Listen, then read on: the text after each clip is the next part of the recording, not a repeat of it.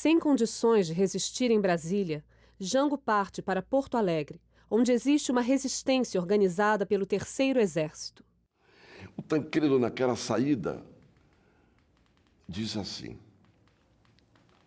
saiu daqui angustiado, porque, curiosamente, faz 10 anos, anote, 64, 54, faz 10 anos que eu assisti à última reunião presidida pelo presidente Getúlio Vargas. Naquela madrugada mesmo, Getúlio se suicida. Eu me pergunto, terei assistido pela última vez o presidente, terei estado com o presidente João Goulart pela última vez como presidente da República?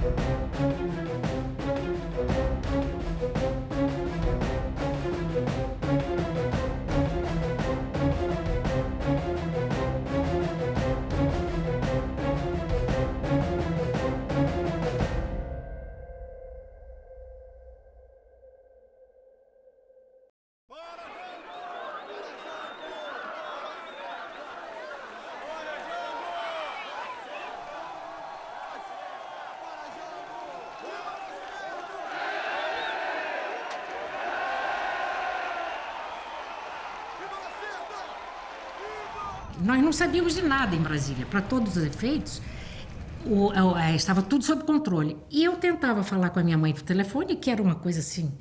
às vezes levava horas para conseguir falar, fazer a ligação. E a minha mãe dizia assim, mas Iracema, aqui está todo mundo na rua festejando, dizendo que o Jango caiu. Eu disse, não é verdade, mamãe, isso é ilusão. Eu tentando convencer a minha mãe de uma outra realidade. Eles detinham todas as informações da movimentação dos militares e sonegavam ao chefe da Casa Civil, porque o presidente já tinha viajado para o Rio Grande do Sul.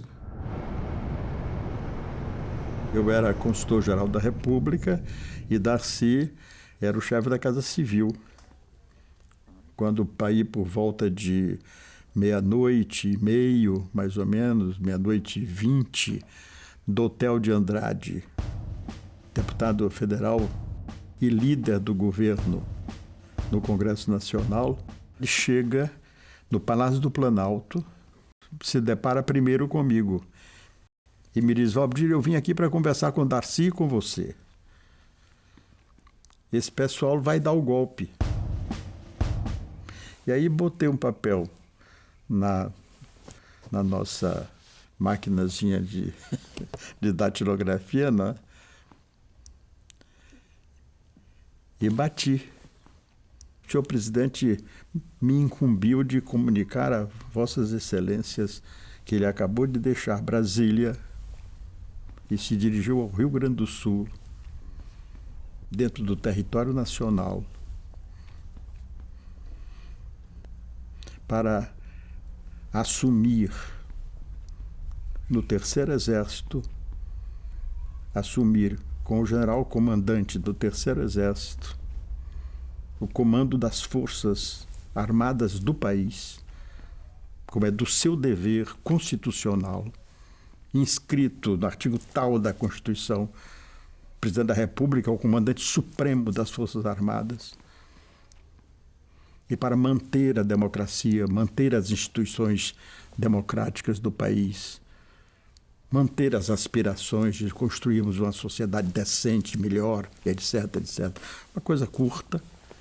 Darcy leu, assinou, do hotel voltou, entrou no Congresso Nacional, tentaram impedir que ele chegasse, mas ele foi e conseguiu, e leu. E o senador Auro Moro Andrade, porque esse é o grande responsável. Esse é o homem que traiu a nação, traiu o povo brasileiro, traiu as instituições deste país. Ele disse, não é verdade? O presidente da República abandonou o país? Atenção. O senhor presidente da República deixou a sede do governo. Deixou a nação acéfala.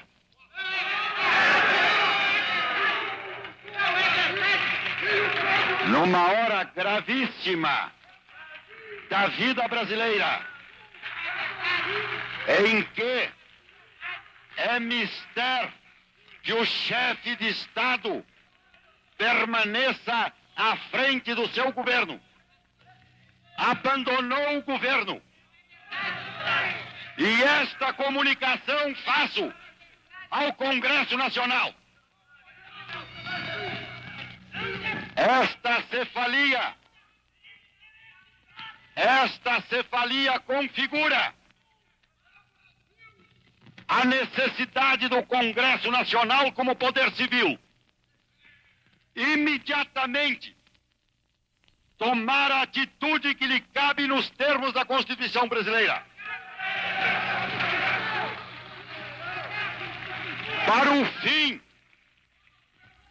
de restaurar nesta pátria conturbada a autoridade do governo e a existência de governo. Não podemos permitir que o Brasil fique sem governo abandonado.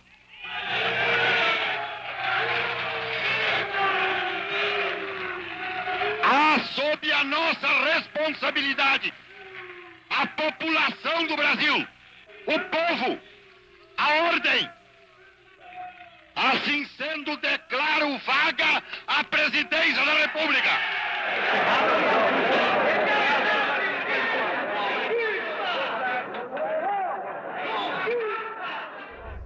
Convoco o presidente da Câmara dos Deputados, senhor Ranieri Mazzilli, nos termos da Constituição, a assumir a chefia do Poder Executivo.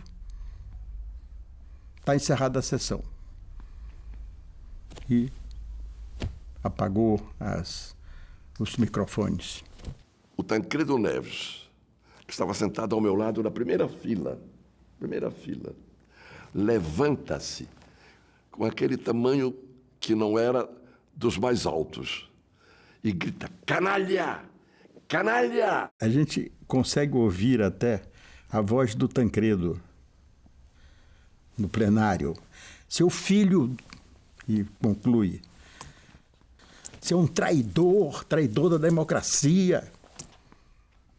Os senhores são bandidos. E o resto todo do pessoal indignado. E o deputado Roger Ferreira, que era um deputado socialista daqui de São Paulo, avança em direção ao Moura Andrade e dá-lhe 2 ou 3 cusparadas. Foi assim que se fez o golpe de Estado.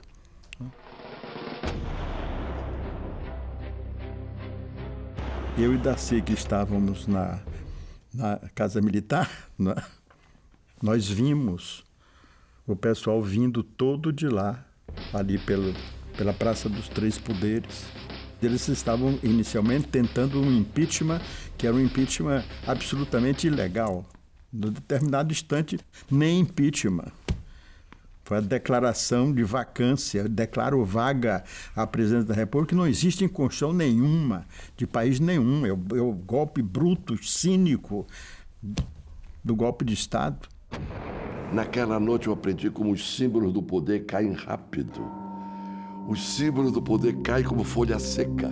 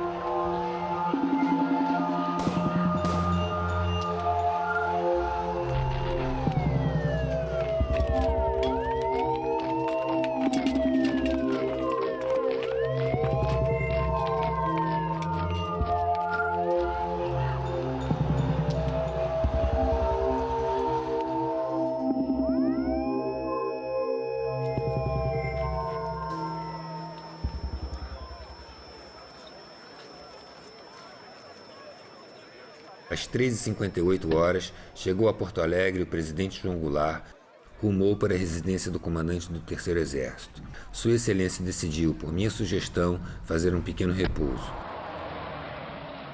O meu comandante, que era do batalhão de manutenção da divisão blindada, ele era do esquema do presidente Jango. E houve uma prontidão no batalhão, que inclusive estava preparando um destacamento. Ele ia exatamente dar apoio a uma coluna que saiu para Minas.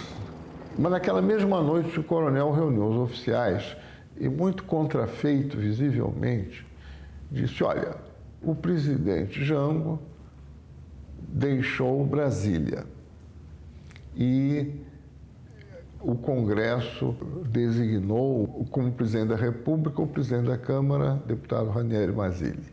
E também disse que o presidente Jango estava em Porto Alegre.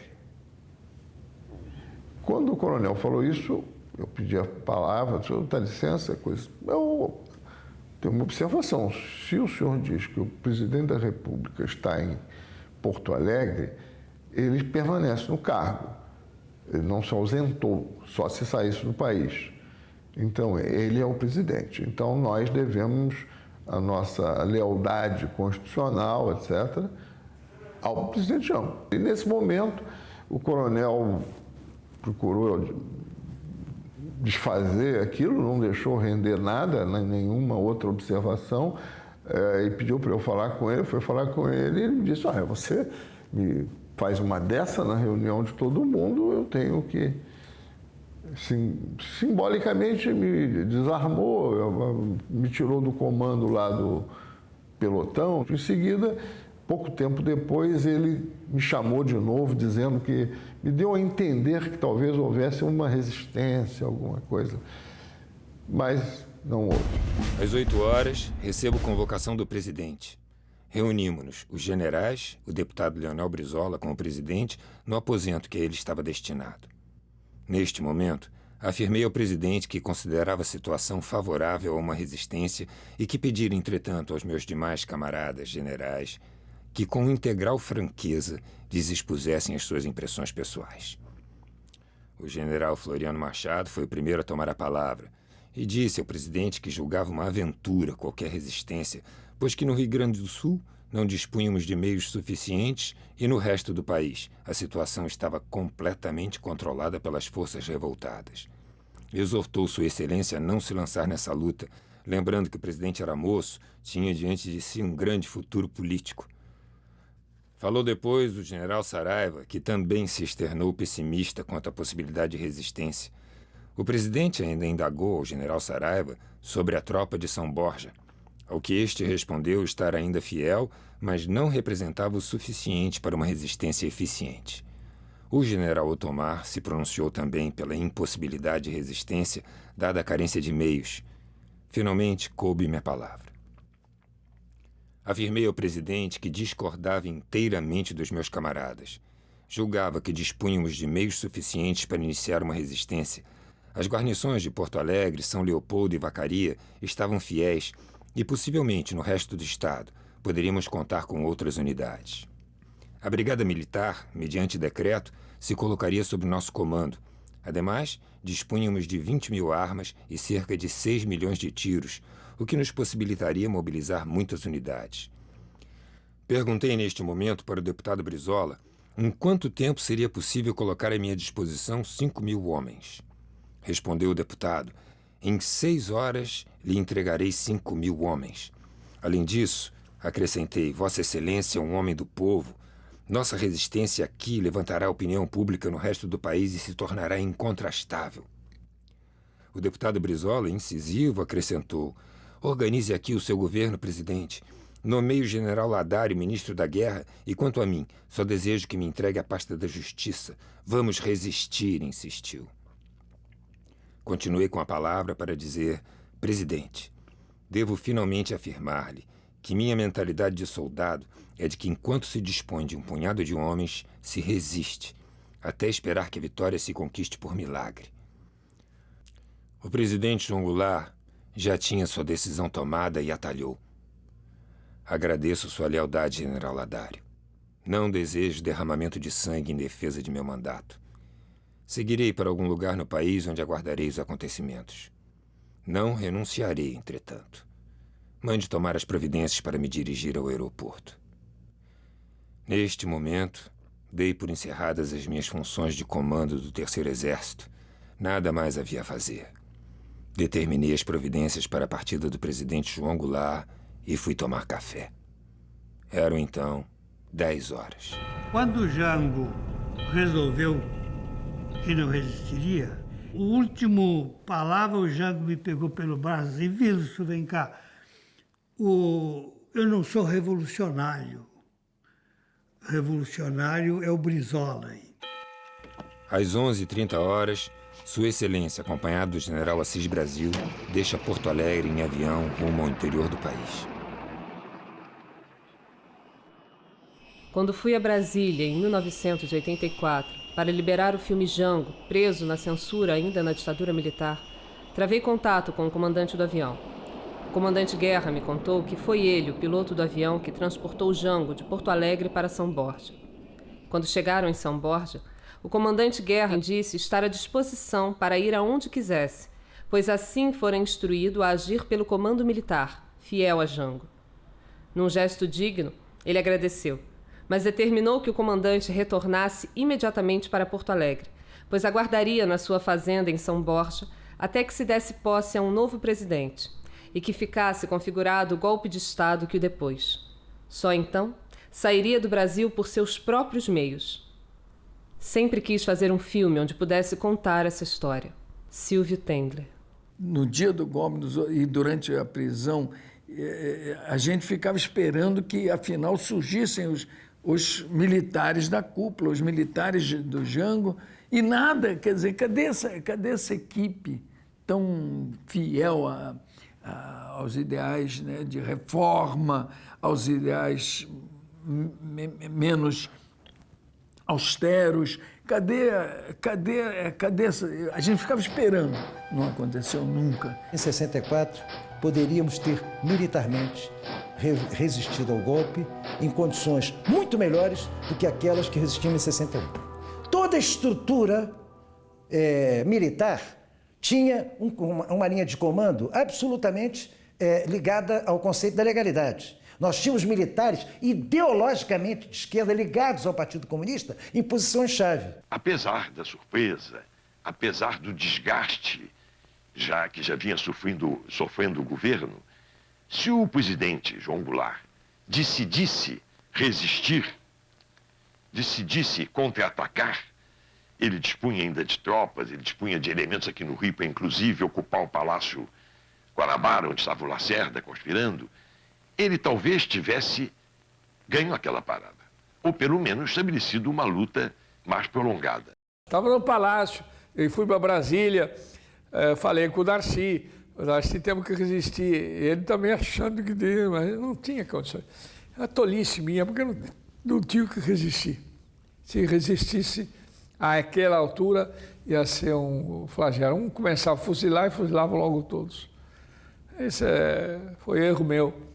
Foi uma decisão, a meu ver, até acertada, porque evitou derramamento de sangue. E hoje, depois dessas informações liberadas lá do americano, a gente está vendo o envolvimento que, inclusive, tinha o governo americano no golpe militar que estava se processando no Brasil. Eu nunca tive essa informação.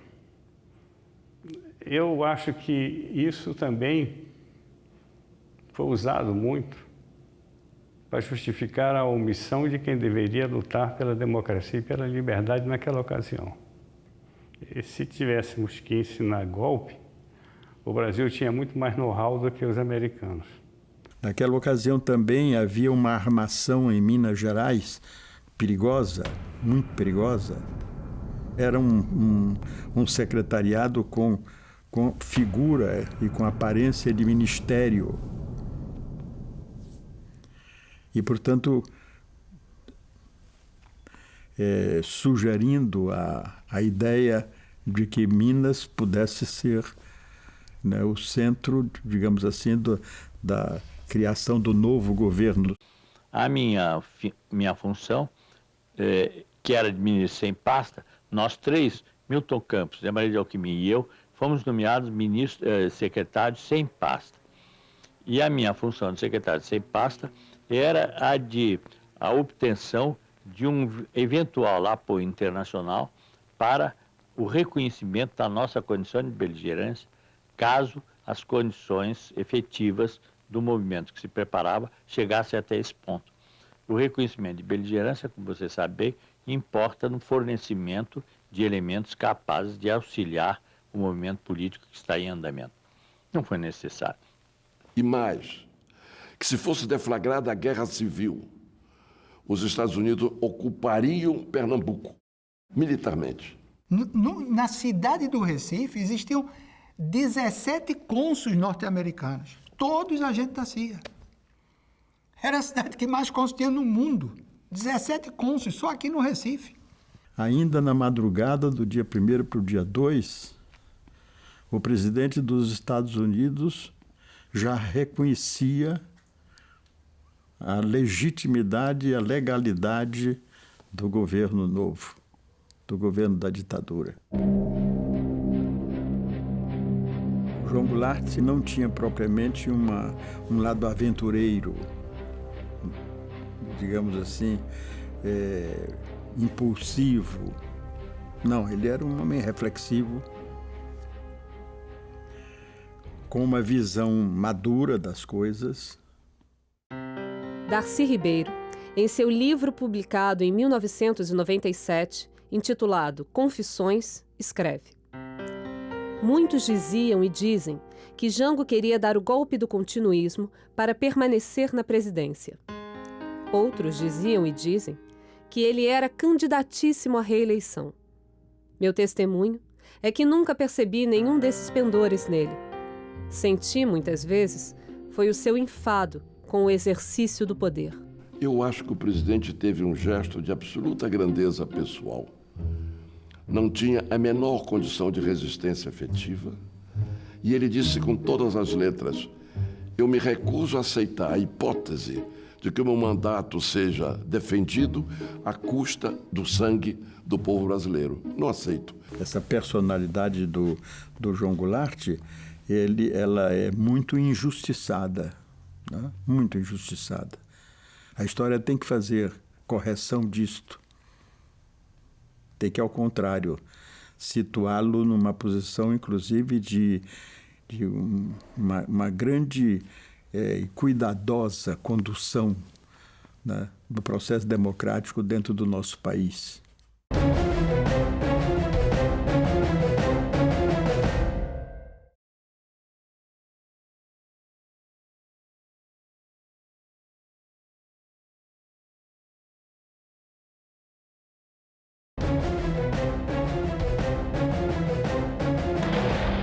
O tamanho do golpe.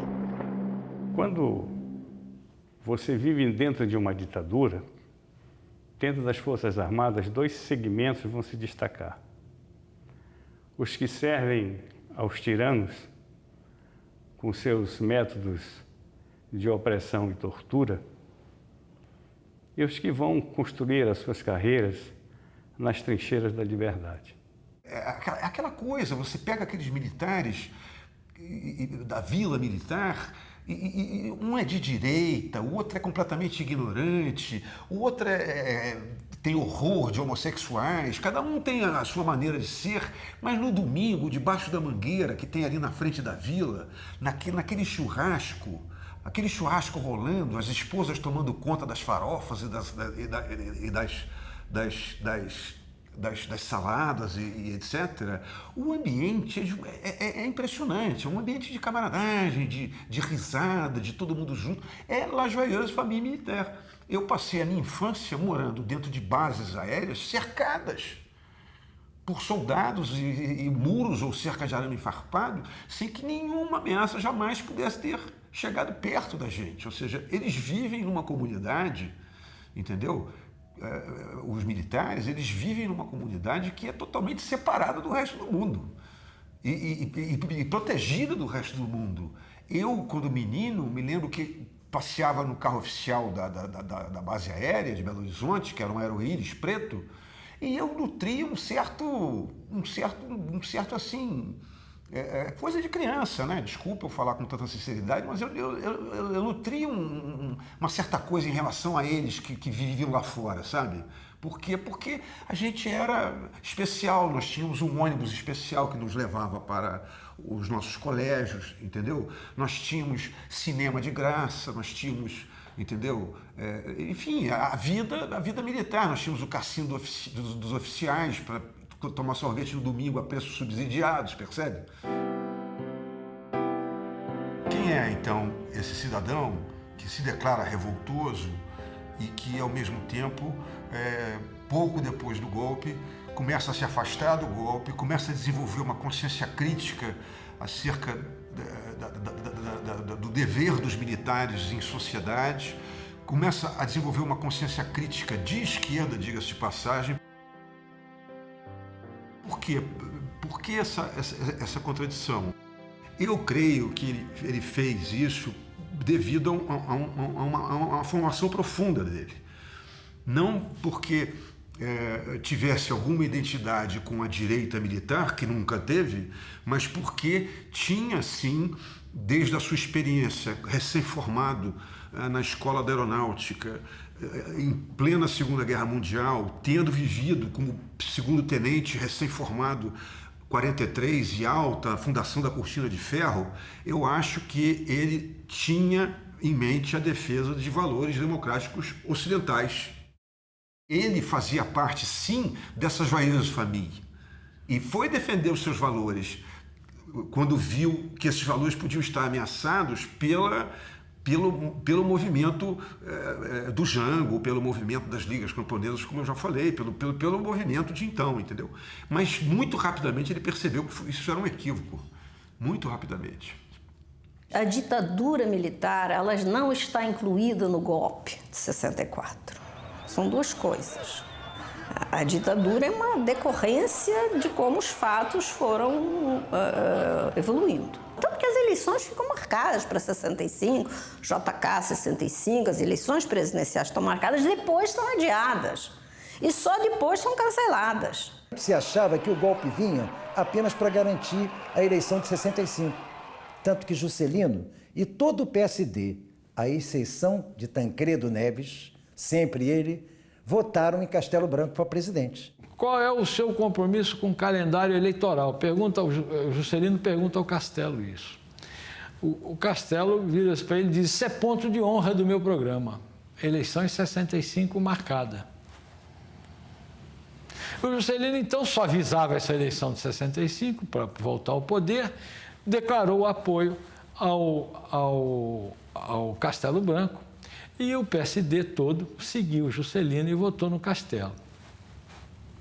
Mas daí seguiu-se 2 dias depois o encontro entre meu pai e o Juscelino no Congresso, né? Em Brasília. O meu pai falou: presidente, eu não entendi o que o senhor fez de apoiar o Castelo Branco quando nós já tínhamos fechado com o general Mauri Cruel.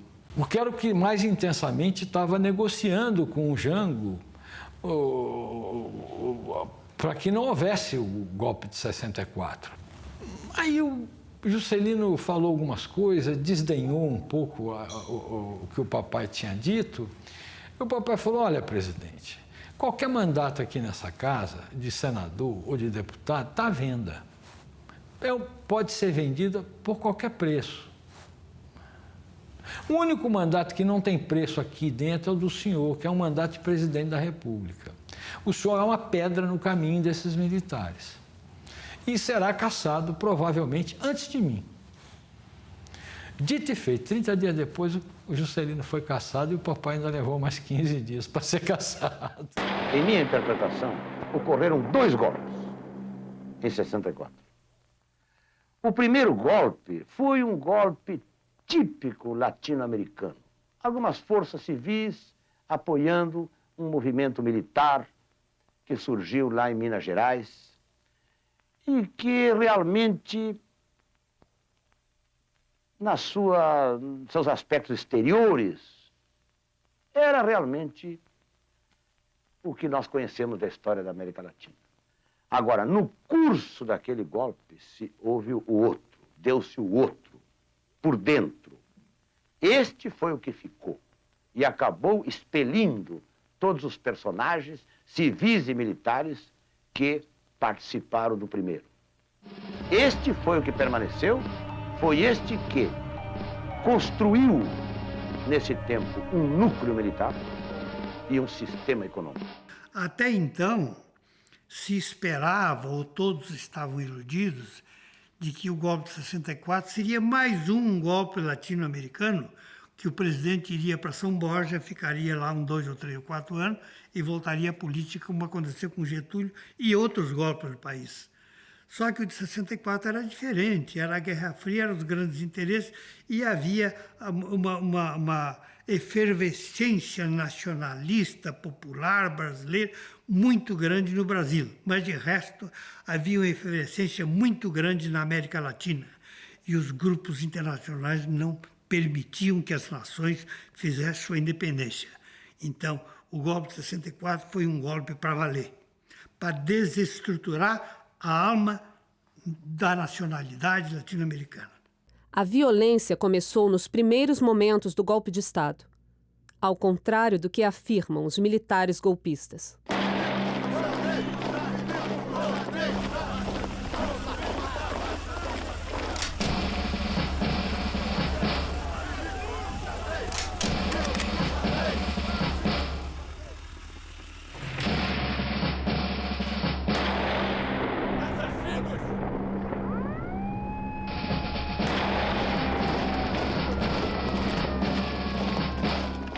Depoimento de Gregório Bezerra, ex-sargento e líder comunista das Ligas Camponesas. Preso, torturado e humilhado durante os primeiros momentos do golpe de Estado. Já no dia 1º, muitos camponeses choraram, porque queriam lutar, queriam descer para o Recife armados de foices e de enxadas. Eu não permiti. Eu tinha sido militar e não ia permitir um suicídio coletivo daquela massa camponesa. Cerca de 00:30, eu fui em direção a Cortês. Cheguei de manhã cedo, dentro da usina Pedrosa, sou preso, então me levaram para o parque de motomecanização. Lá fui recebido pelo coronel Villoc. Veio, já babando, e me desfechou um cano de ferro na cabeça e caí. Aí, coronhadas de fuzil, chutes, socos por toda parte, e depois todo ensanguentado, fui arrastado por uma perna para dentro de um xadrez. E lá começaram as torturas. Não sei quanto tempo demorou esse massacre. Eu estava quase sem ânimo, me sentaram numa cadeira, Villoc, com um alicate, arrancou os meus cabelos. O sangue escorrendo, não satisfeitos, me levaram, me puseram os pés numa bolsa com ácido de bateria. Dentro de uma fração de minutos, eu estava com a sola dos pés totalmente em carne viva. Villoc disse: leva ele para refrescar, passei aí nessa área de pedra britada. A minha impressão era de que ia morrer ali, mas estava disposto a resistir enquanto pudesse. Voltaram novamente à câmara de tortura. Villoc meteu o tacão da botina na minha nuca e mandou os sargentos pisotearem em cima de mim. Dançaram, bailaram em cima de meu corpo. Aí saíram me arrastando. Na frente do CPUR, Villoc incitou os oficiais, sargentos, cabos e alunos para me liquidarem e fez um comício. Paravam ônibus, caminhões, carroças, bicicletas, todos os transeuntes. Nenhum militar, nenhum soldado, nenhum sargento, oficial ou aluno atendeu ao incitamento do Villoc. E saiu me arrastando até a praça de Casa Forte. O povo só olhava para frente. E aquele gesto de nosso povo me encorajou muito. Eu sabia que ia morrer feliz porque o nosso povo não estava sendo conivente. Villoc confundiu o sadismo dele com o espírito humanístico do povo. E isso me deu uma força extraordinária. Porque mesmo sem se pronunciar, eu senti a solidariedade do povo. Em 64, eu fui preso 10 minutos depois que mataram o coronel Alfeu. Quando eles saíram do Rio, eles falaram e os sargentos ouviram no avião que eles vieram. Nós vamos levar o Hipólito para segurar o Alcântara. O nome dele era Alfeu de Alcântara Monteiro. O tenente-coronel Alfeu de Alcântara Monteiro era um oficial legalista convicto. Em 61, impediu o bombardeio do Palácio Piratini por parte dos que queriam impedir a posse de João Goulart. Em 64, os golpistas vingaram-se do coronel Alfeu, executando com tiros dados a queima-roupa pelas costas. Já eram quase 8 horas. Entrou o Alfeu, uniforme completo, cap e tal. Mas que é isso, coronel? Vai alguma solenidade aí? Diz, não, chegaram os oficiais do Rio para assumir o comando. E então, agora é os oficiais superiores, eu vou subir.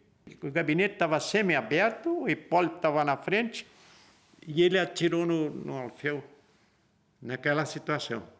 E o Alfeu de costa porque estava se apresentando para o... Aí ele atirou e depois de uma série de estampidos de arma possante,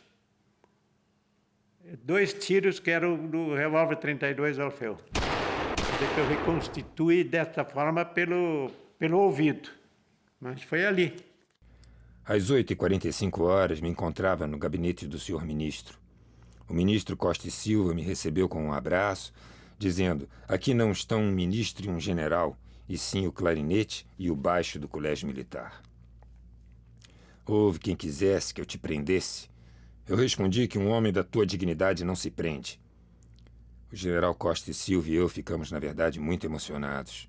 Declarou-me ainda o ministro: no momento não te posso dar comissão. Mais tarde trataremos disso. A essa sua declaração contestei eu. No momento, desejo apenas que me autorize a entrar em férias. Podes entrar em férias. Vai descansar no teu sítio em Friburgo. Digas à dona Celina que não me queira mal, pois estou certo que, mudadas as condições, eu seria tratado dessa forma.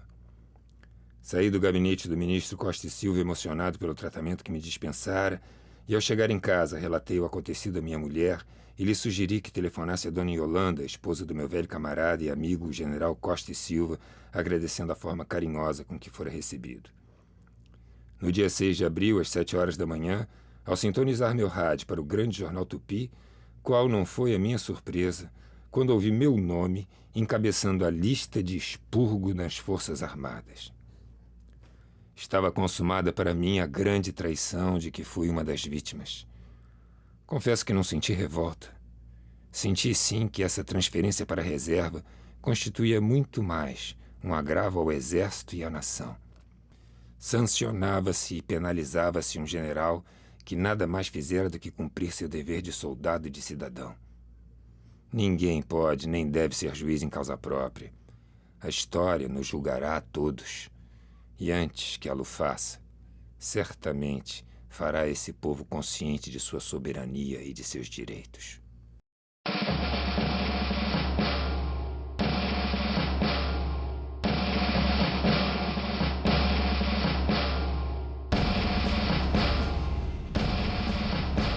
O comandante do Forte do Leme foi muito honesto, muito digno.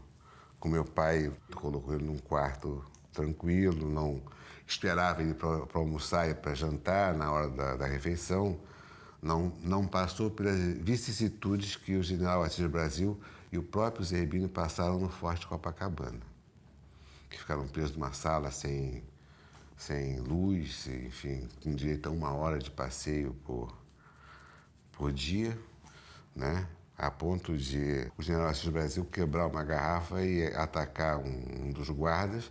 E ele foi transferido, acho, para a Fortaleza de Santa Cruz, em Niterói. E meu pai ficou mais tranquilo lá no Forte do Leme. Né? Nós íamos na praia, passeávamos, vimos ele pela janela, dávamos tchau, enfim. Embora interditado, foi uma coisa mais branda pro lado dele, mas enfim, preso igual. Meu pai ia para Caçapava pegar a tropa. A tropa que ele não conhecia. Ele tomou posse naquela fatídica noite do dia 31 de março. Chegou em Caçapava, mais ou menos de madrugada.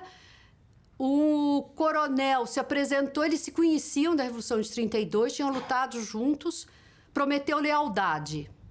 Disse, tá bom, então vamos nos arrumar, vamos pro Rio de Janeiro. Daí 15 minutos, onde está a tropa? Tinha se evadido. Não tinha tropa nenhuma, eles tinham fugido.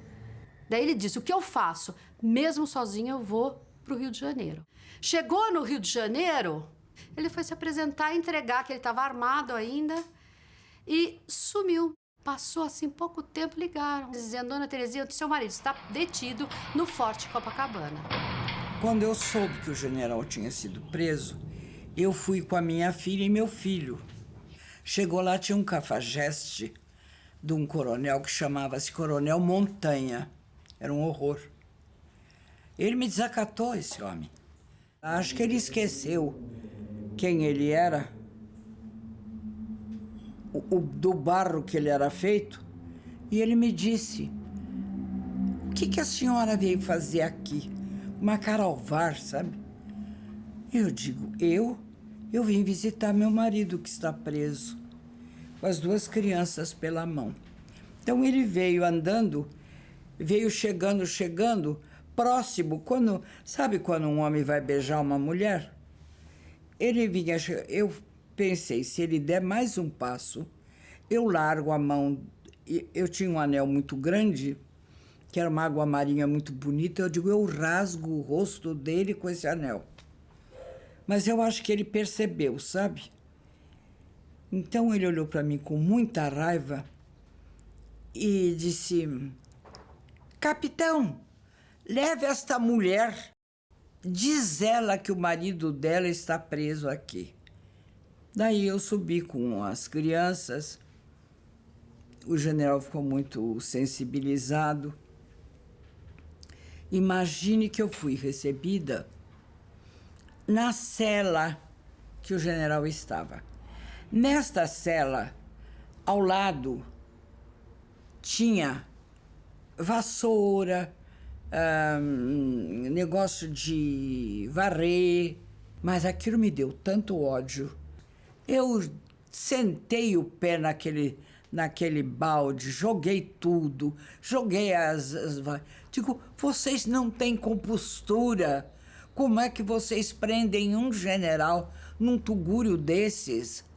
Aonde que vocês estão com a cabeça? Aonde que está a disciplina? E depois ainda manda a mulher com os filhos aqui. O que é isso? Havia muito desrespeito. Desrespeito com oficiais como Rui Moreira Lima, que era um oficial condecorado nos Estados Unidos, na França, como herói, um militar com 94 missões de guerra na Itália e com sucesso. Então, jogaram um oficial desse, coronel, naquela ocasião, numa prisão miserável dentro do navio da Marinha. Os colegas todos foram para o Princesa Leopoldina. Eu fui para o Barroso Pereira. Era um avião, um navio da Marinha, de transporte. Aí eles me botaram no porão. O comandante lá me botou no porão. E no porão eu fiz uma greve de fome. Passei lá 3 dias sem botar comida na boca, bebendo água escondida, entendeu? Água escondida. Aí no 3º dia, a Julinha soube que eu estava diferente dos colegas. Aí ela disse para o Nero Moro avisou olha, eu não estou pedindo nada pelo Rui, o Castelo, mas eu quero que o Rui esteja junto com os colegas dele. Aí ele me tirou desse navio e me botou junto com os colegas. Lá nós passamos uns 20 dias ainda em regime de incomunicabilidade, e depois ele nos deu banho de sol e tal. Passamos lá 50 dias, o resto de 50 dias, e respondemos o nosso inquérito aqui fora. Foi logo no ato, no primeiro ato, né? No número, ele já foi, aí já foi passado para a reserva, foi preso no navio, né? Ele foi para o navio, ele e outros militares, né? De vez em quando eles traziam para a terra os presos para receberem visita das famílias, né? De forma que de vez em quando eu tinha contato com ele, assim. Eu fui para a diretoria do pessoal, de lá um colega já recebeu um telefonema, levantou-se, quando veio já veio armado, ele montou preso. Aí ele mandou que eu acompanhasse ele, me levou para a Escola de Guerra Naval e depois se animar. E lá eu e o filho do almirante Suzano, o Márcio Suzano, que já faleceu, fomos levados para o navio Princesa Leopoldina, que eu fiquei vários dias trancado no camarote com mais 3 colegas, incomunicáveis. Passei 58 dias lá. Me soltaram, não me deram função, também não me tocaram. Só em 25 de setembro foi publicada a minha reforma ex officio. Quer dizer, me chutaram da minha profissão. Chegou o dia do golpe propriamente dito e eu recebi um telefonema em casa onde eu morava, em Copacabana, um telefonema para me apresentar preso a tantas horas na embarcação que ia nos levar para Santa Cruz. E, calmo e serenamente, convencendo que eles iam encontrar lá, como encontrei muitos amigos, ia encontrar um documento, um elemento de força onde eu podia ser alguma coisa. Eu era um militar que estava integrado no Exército, na Força Armada. Quer dizer, eu era um elemento espúrio dentro do Java e não chegado ainda a ser um elemento ligado às forças que resistiram, que fizeram força. Então, fui tranquilamente para a embarcação, montei, já encontrei 5 elementos lá, um é Pinto Guedes, eu encontrei 5 elementos lá dentro, então, chegamos lá. Então, a ideia foi pacífica, de respeito àquele troço, sabendo, como sabia, e nunca tive pensamento algum, que era um movimento anti-Brasil. O Kardec Leme foi quem propriamente me cooptou para eu ingressar no Partido Comunista. Eu passei a me entender que eu fazia parte de um coletivo militar vinculado às linhas do Partido Comunista Brasileiro. Sou preso em 1964, eu fardado ainda, preso naquela miscelânea de gente, quando, pela norma, um oficial deveria ser preso com uma certa distinção de coisa, não é? É uma coisa discriminatória, mas é regulamentar. Fui imediatamente preso no dia 2 de abril e fui encarcerado. Estiveram presos comigo no Princesa Leopoldina e a quem eu olhava com imenso respeito e com imensa reverência. Brigadeiro Teixeira, Joaquim Inácio, Moreira Lima. Eu, tenenteco, vendo aqueles brigadeiros e coronéis, enfim, coronéis e oficiais de alta patente presos comigo ali. Diziam que eu era comunista desde 62. Quem era comunista para os militares, dentro das Forças Armadas, eram os que combatiam a miséria, o atraso e a desigualdade. Esses eram os inimigos do Brasil. E eu fiquei incomunicável durante algum tempo, em 64. Depois me reuni com esse grupo no navio Princesa Leopoldina, que era o navio presídio. E lá estavam o Rui Moreira Lima e o Brigadeiro Teixeira, todos os militares das 3 forças. E aí eu percebi que eu estava do lado certo, né? Que eram pessoas realmente extraordinárias. Julguei meu dever cívico fazer esse depoimento para a história da subversão de 31 de março de 1964. Os acontecimentos são de ontem, mas já há muita deturpação dos fatos e maior vontade de ostentação de heroísmo revolucionário. Estamos vivendo uma página negra da história do Exército. Nunca se viu tanta traição e, pela primeira vez, tomamos posição contra o povo. Transformamo-nos em instrumento de opressão, instalando verdadeira ditadura militar no país. Não há mais liberdade, todos vivem intranquilos e ameaçados. Violam-se lares, conventos e universidades. A delação está instituída com todo o cortejo de suas misérias. Marcharemos para o caos? Não. O povo não perdeu seus nobres sentimentos e restabelecerá pela lei ou pela força os sagrados princípios democráticos que sempre regeram a vida desta grande nação.